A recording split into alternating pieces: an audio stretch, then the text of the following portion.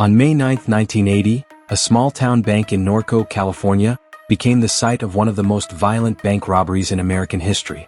What started as a straightforward heist turned into an all-out war zone, one that would leave multiple people dead, others wounded, and an entire police force shaken to its core.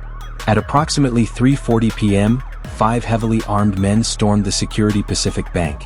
They weren't just after cash, they were prepared for battle. The gang, led by George Wayne Smith and Christopher Harvin, were paranoid survivalists who believed society was on the brink of collapse.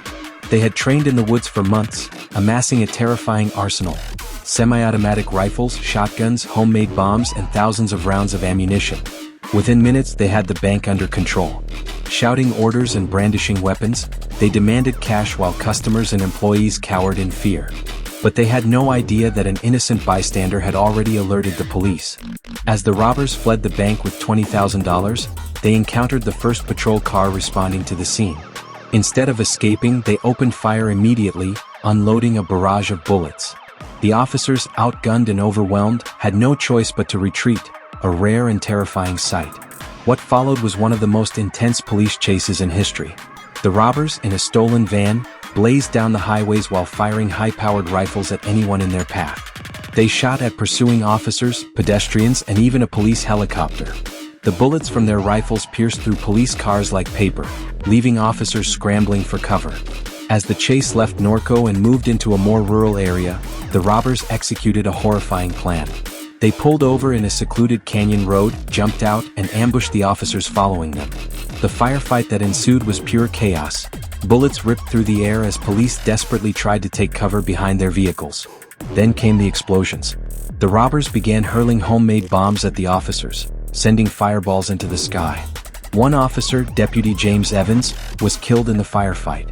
Another officer, trapped in his burning vehicle, barely escaped death.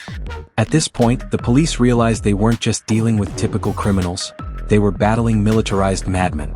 With one of their own dead, law enforcement responded with overwhelming force. The robbers, now down to just 3 men after some of their crew had been killed or arrested, attempted to flee into the mountains. But the police weren't taking any more chances.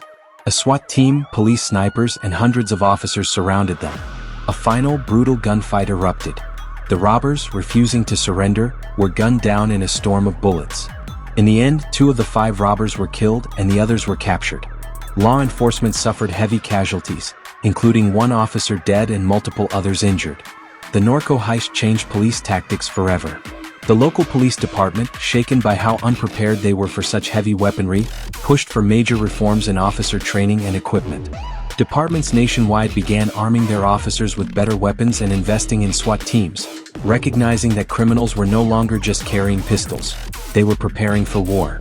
To this day, the Norco Bank Heist remains one of the most frightening, violent, and chaotic daylight robberies in American history.